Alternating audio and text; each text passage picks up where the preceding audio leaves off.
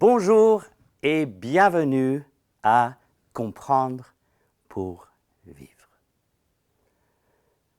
Il avait une discussion une fois qui allait comme ça, entre deux personnes. Ce qui est vrai pour toi est vrai pour toi. Ce qui est vrai pour moi est vrai pour moi. Vous allez me dire que ceci est une discussion entre deux adolescents de nos jours. Ben non. Ça sont les paroles, selon Platon, que Socrate a dit. Et aujourd'hui, on va regarder un petit peu cette notion de « y a-t-il une vérité absolue ?» On vit dans un monde qu'aujourd'hui, au nom de la tolérance et les minorités, on accepte de moins en moins des absolus. Le système éducatif, politique et surtout les médias donnent de plus en plus de place aux croyances minoritaires et tout d'un coup ça devient l'ordre du jour. Mais à l'intérieur de tout ceci, des idées des hommes, de leurs préférences et de leurs croyances, il y a une chose qui est absolument sûre et certaine, c'est que la vérité absolue n'est pas facultative, mais elle est factuelle. Factuelle. 2 plus 2 égale 4, on est d'accord. Personne ne va nous dire que c'est 3 ou que c'est 5. 2 plus 2 égale 4, une vérité absolue. Alors moi, je vous propose que celui ou ce qui est derrière cet univers, ce monde, ma vie, votre vie, ça c'est la vérité absolue. Aujourd'hui, personne ne croit encore que tout vient de rien. Ou ceux qui le croient peut-être pas pour la bonne raison. Il a un architecte, il a un constructeur. Et dépendant de qui cette personne est, c'est lui ou elle qui fait la loi. Celui qui est derrière les lois trois-dimensionnelles que nous avons a le droit de nous dire ce qui est vérité. Matthieu a une histoire qui me plaît beaucoup. Et ça montre un petit peu le dilemme qu'ont les gens qui cherchent la vérité. Une fois, il a des pharisiens, des hommes religieux qui viennent à Jésus et il lui dit « Sous quelle autorité fais-tu ce que tu fais? Qui t'a donné cette autorité ?» Et Jésus leur répond, il dit « Je vais vous poser une question et je vous répondrai ensuite. Le baptême de Jean le Baptiste, est-ce que ça venait de Dieu ou est-ce que c'est des hommes ?» Et les Écritures nous disent que ces hommes religieux se mis de côté et petit à petit, ils se parlent entre eux, ils disent « Mais si on dit que le baptême de Jean-Baptiste était divin, il va dire « Mais alors pourquoi est-ce que vous ne vous êtes pas fait baptiser ?» Et si on dit « Ça vient des hommes », on craint le peuple parce que tout le monde croyait que Jean le Baptiste était un prophète. Grand dilemme.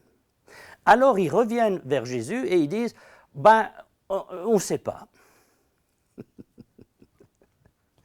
Et Jésus leur dit « Ben, moi non plus, je ne vous dirai pas sous quelle autorité je fais ces choses. » Vous voyez, le problème, c'était ces hommes ne cherchaient pas une réponse honnête.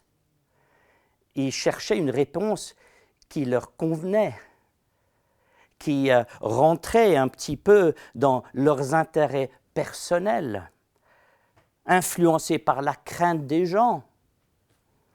Et c'est très souvent le cas que notre vérité nous convient. On n'est pas sûr que c'est la vérité absolue, mais ça rentre un petit peu dans ce qu'on veut, comme on veut vivre notre vie. Jésus-Christ a dit, ta parole est vérité. Ce livre, cette Bible qui tient bien debout d'un point de vue historique, scientifique, surtout prophétique, est un livre comme nul autre. Et tous ceux qui l'étudient sincèrement avec cœur ouvert trouvent en elle la vérité, la compréhension de où on vient, le problème qu'on a, la solution que Dieu offre et où on va y aller. C'est également une parole simplement que si nous suivons ces instructions, nous pouvons faire connaissance de son auteur. Je me rappelle une fois, j'étais à Rio de Janeiro, c'était Sao Paulo, et j'ai rencontré Liam Gallagher. Maintenant, Liam Gallagher est le frontman du groupe Oasis, qui dans les années 90 était probablement le plus grand groupe de rock du monde. Et voilà, on commence à parler dans le bar, et je commence à parler du Seigneur. Et j'ai dit, écoute, c'est très simple, Liam. Pourquoi est-ce qu'on ne prierait pas ensemble et laisse Dieu te montrer qu'il t'aime et qu'il est là? Ah non. Tout d'un coup, il était intéressé, et puis tout d'un coup, non.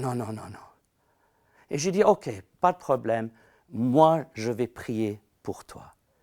Et de cela, il s'est levé, il était très très fâché, et il a envoyé son garde-corps pour me jeter en dehors du bar.